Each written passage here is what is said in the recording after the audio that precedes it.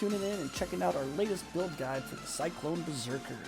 So I got some cool stuff lined up for you. I'm going to do a big, in-depth build review on how you can smash anything in the game. All content, deathless, no problem. As always, you can find me at twitch.tv/sniper1232, where we offer free crafting service, free carries. Just message me in game and we'll get you hooked up with whatever you need. Alright, let's dig in. Alright, let's talk about what this build can do. This build can do anything in the game. It has amazing clear, it has amazing boss killing potential, it's very durable, and it's a very fun and gratifying build to play. Alright, let's do a quick map to display the power of the build. This is a T16 promenade with some decent modifiers.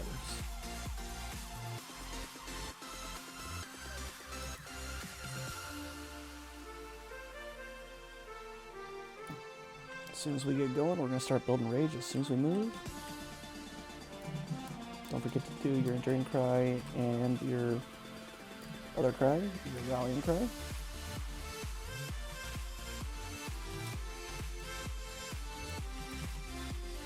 Pop Berserk and just have some fun.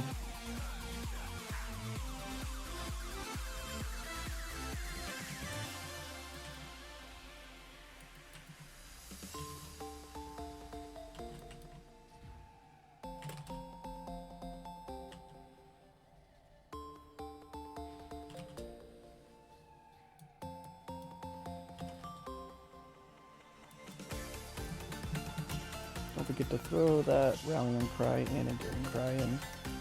It's really easy to get tunnel vision, and just do one cry. It's the only micro the build really has to do.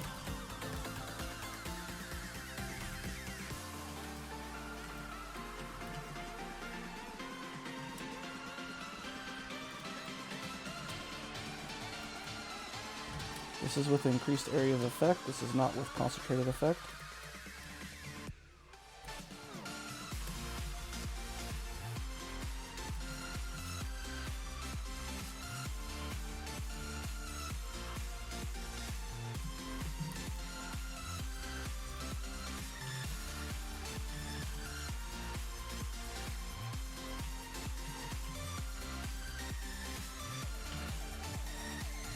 There's the bosses.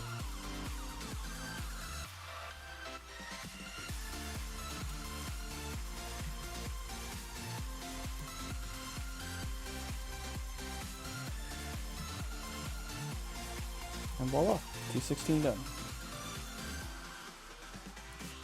Alright, let's break the gear down. So what I'm going to do for everybody watching the video is I'm going to actually put in PoE trade searches for all the gear that we're using. So you can literally just go to the description, click weapon, Paradoxica, and click on the hyperlink. It'll take you to a search for relevant Paradoxicas, as well as all the other pieces of gear. So let's go ahead and get started. With Paradoxica, we're looking for the highest possible physical damage that we can comfortably afford. They get very exponentially expensive the higher up the physical damage goes. Next up, we have our Savior Sword. Not much to explain here, but we just want to get a Paradoxica, and we'd like to have the physical damage as high as possible. Next up, let's talk about the helmet a little bit. So the helmet is a resistance and survivability slot. What I mean by that is we want high life, we want big resistances, as well as dex or int if you can find one on there. The most important part of this though is it has the proper enchant. You need one of two enchants. You need either Berserk has increased buff effect, or you need Berserk loses rage at a less rate. So one of those two, perfect choices. Now I went with Berserk increased buff effect because it provides us a tiny more survivability and it provides a bit more damage, whereas the you lose less rage while under Berserk is very nice because you'll have more uptime on your Berserk. So let's move on. Next up is our gloves. Our gloves are generally just spiked gloves. We just want big resistance, big life, and if you can squeeze a damage stat in there, great. If not, don't worry about it. Maybe you get your dex on your gloves instead of a damage stat or intelligence. This build does struggle getting the dex requirement of 212 that Paradoxica requires. So next up, we got our boots. Our boots can get very pricey with elusive tailwind boots. We're looking for obviously elusive, tailwind, life, intelligence, dex, movement speed. There's a plethora of modifiers that we want on our boots, but for the elusive tailwind, you kind of have to be a little picky, because getting a real good pair of elusive tailwind boots can set you back over 50 exalts. I got lucky when I crafted these myself, but if you can't afford these, go ahead and grab yourself a pair of Combs Roots. They will be just fine and provide plenty of life and survivability. Next up, we got Reslotha's Coil. Reslotha Coil is the best belt that we can get for the build. Headhunter's probably better for clear, but this is best for bosses. Alright, now you're looking for the highest, more maximum physical damage stat you can get, and the lowest, less minimum physical attack damage. You're going to increase the attack modifiers with a catalyst to 20%, and that's your belt slot. Alright, moving on to the rings. The rings are rather tight. We have to have some very specific requirements. We need to have Assassin's Mark, and we need to be able to have -3 to total mana cost of channeling skills on there. So, it doesn't have to be a steel ring like this. It can be any base, two-tone, like a sapphire, a ruby. It doesn't matter. It just needs to have life, resistances, and be able to have Assassin's Mark on hit, and channeling skills have -mana. Our second ring we're going to use Circle of Guilt. Ideally, we want to have both of these modifiers on it. The Herald of Purity has increased buff effect and increased physical damage while under Herald of Purity. I got lucky, I found this one myself, but you don't need one this good. This ring probably is anywhere from 10 to 15 exalts. I recommend that if you can afford it, grab it. If not, just focus on one of the two modifiers I listed before. Next up, our amulet. Our amulet is a pretty flex slot. It's either a big damage slot or a big life and resistance slot. You can kind of choose. I recommend you probably get your amulet last, but very important, focus on a dex/int base. This build, like I said, trouble with the dex, a little bit of trouble with the intel. Alright, now with our chest, we want to be using an astral plate, and we want to have attacks have crit chance, and enemies explode for 3% of their 3% of their life as physical damage. Now, the reason why we want that is it just makes clear that much smooth. It'll feel like butter, you know, when you're just cutting through the mobs and they're exploding, dealing splash damage as you're attacking. So it's a very nice quality of life. You don't need it, but I highly recommend it. If you're not going to get the explode modifier, maybe get yourself socketed skills, have -15 mana and crit. That way you can not have to have the channeling skills on your ring and your amulet. So that's one thing that you could do. But big life, resistance, explode, and crit is what I recommend for that. Alright, for Flask, we get the benefit that we're constantly using Enduring Cry on cooldown, which is giving us 25% of our life on cooldown. So we don't need a life flask anymore, because we're constantly going to be shouting and gaining a ton of life, which allows us to run one more DPS flask than you're normally used to running. So the flasks that I decided to go with are Cinder Swallow with crit, a Diamond Flask for anti-freeze, a Bottled Faith just for pure damage, and a Quicksilver Flask with immunity to bleeding, and a Lion's Roar. Your budget options, if you want to save yourself quite a bit of exalts instead of the Bottled Faith, go with a Taste of Hate. Instead of the Cinder Swallow, go with Nedziri's Promise. All are very good. You'll lose a little bit of damage going this way, but you'll save yourself a ton of exalts. So those are my recommendations for the Flask. There are 2 gem setups for this build. One is if you're using a Watcher's Eye with the modifier Pride, provides 2 additional Impale hits. If we're using that, we're obviously running the Pride Aura. If we're not going to buy that 18 Exalt jewel, we are going to be using Flesh and Stone and Blood and Sand as our replacements for Pride. Alright, let's go over our gem links. We got Cyclone linked to Impale with increased AoE, with awakened melee physical damage, with Fortify, and close combat support. That's our primary 6th link. We swap out the increased area of effect for concentrated effects for big boss maps to increase our damage that much more. Next up, we have our cast when damage taken setups. We're going to be using Molten Shell with cast when damage taken. Both of those are going to be at level 20. Next up, we're also going to have in the same slot, we're going to have Immortal Call linked to cast when damage taken. I left those at level 4. I recommend you stay around that area, just so we get constant procs. We will always be generating endurance charges on cooldown, so the beauty of this is we get to use 2 cast when damage taken setups. Next up, we're going to have Rallying Cry, Blood Rage, and Precision. These do not need to be linked at all. We're going to have Enlighten, linked to War Banner, linked to Herald of Purity, linked to Pride. A lot of people have been asking what's the fastest way to level as of late, and right now I can safely say that the easiest and fastest way to speed level right now is using Hollow Palm, which means you're only using your fists to attack and you have no gloves, no weapons, and no shields.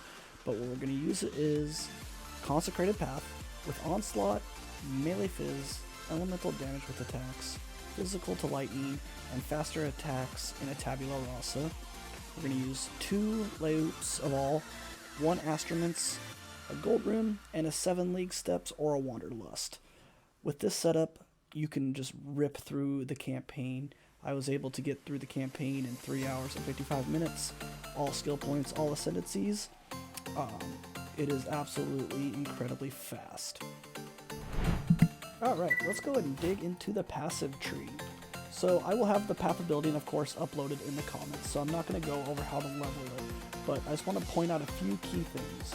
So, our order of ascendancy, we are going to be going for Rite of Ruin first, which means Normal Lab, Cruel Lab, Merciless Lab, Uber Lab. We're building around the Warbringer heavily because of the new Rage Cluster Jewels. I will go into more detail on the Rage Cluster Jewels in a little bit.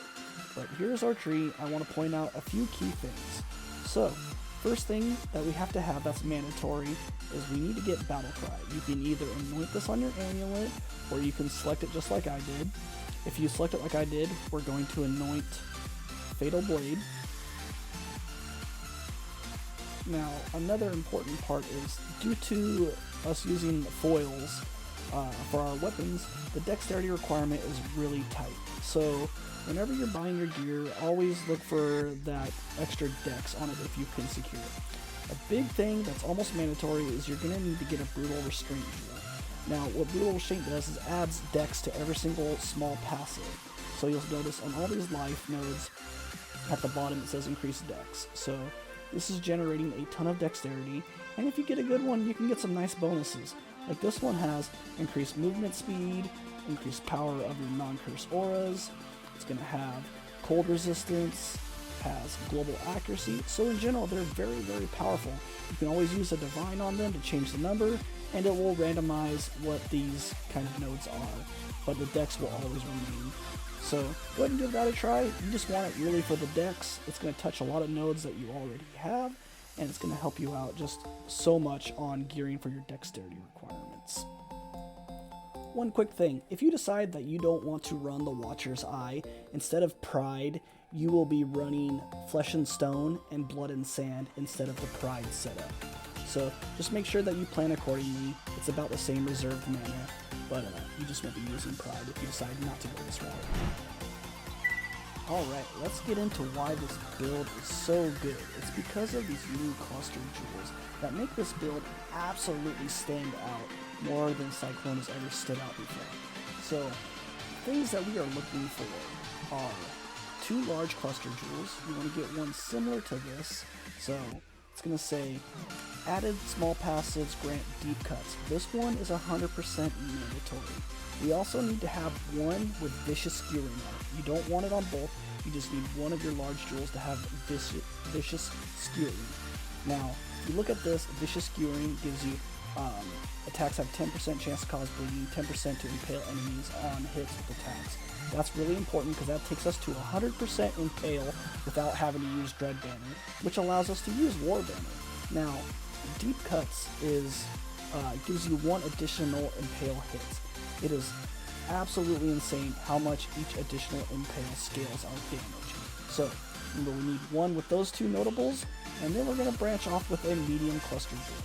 It's going to be a Warkite cluster jewel, and we want to have Mob Mentality on one and Cry Wolf on the other.